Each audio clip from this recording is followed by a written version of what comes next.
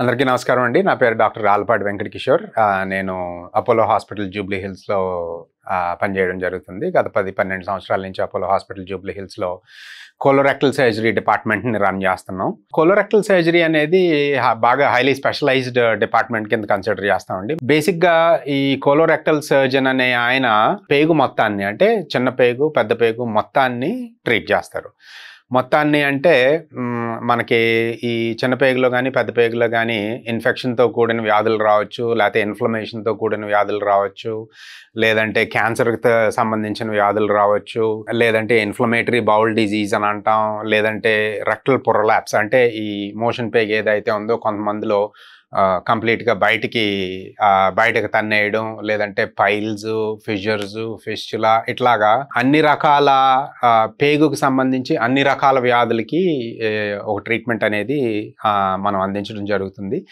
Speciality ఏంటంటే మనకి colorectal సర్జరీలో ఇంకా హైలీ స్పెషాలిటీ, ఇప్పుడు ఒక్కొక్కసారి మనకి లేడీస్కి వెజైనల్ డెలివరీలు అట్లా జరుగుతున్నప్పుడు ఈ ఎపిసియాటమీ అనేది ఒకటి జరుగుతుంది. ఈ ఎపిసియాటమీ అంటే బిడ్డ తల పెద్దదైనప్పుడు బయటకు రావడానికి మనం వీలుగా కలిగించడానికి గాను చిన్న కట్లాగా చేస్తాం.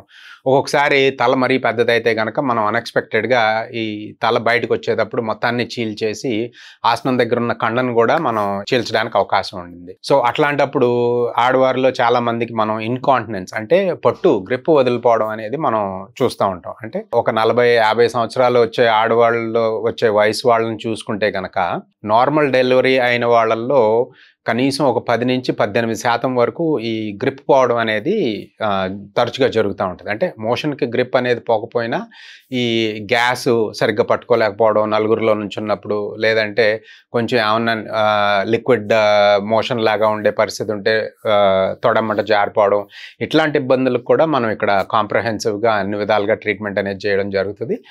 ఈ కోలోరెక్టల్ డిపార్ట్మెంట్లో మనది ఒక కంప్లీట్ హోలిస్టిక్ డిపార్ట్మెంట్ లాగా మనం ఎస్టాబ్లిష్ చేయడం జరిగింది.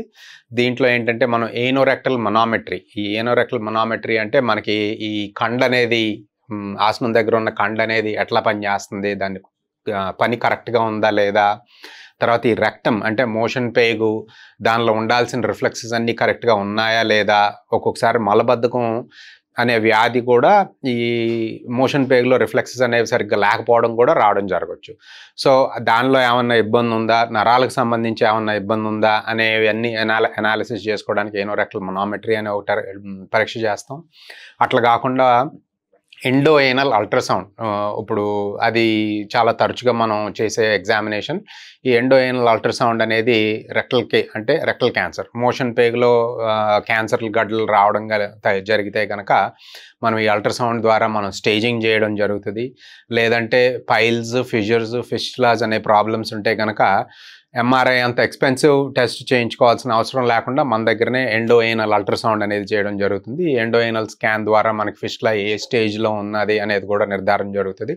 సో బేసిక్గా మన డిపార్ట్మెంట్లోనే అన్ని విధాలైన ఇన్వెస్టిగేషన్స్, కొలనోస్కోపీతో సహా అన్నీ ఒకే చోట సింగిల్ పాయింట్ రిఫరెన్స్ లాగా పెట్టుకుని మనం ఎస్టాబ్లిష్ చేసుకున్న డిపార్ట్మెంట్ మన కోలోరెక్టల్ సర్జరీ డిపార్ట్మెంట్. మీరు తీసుకునే అదే మందులు, అదే నాణ్యమైన మందులు, కానీ సగం ధరకే. అవును, మెడ్ ప్లస్ బ్రాండ్స్ పై 50-80% తగ్గింపు.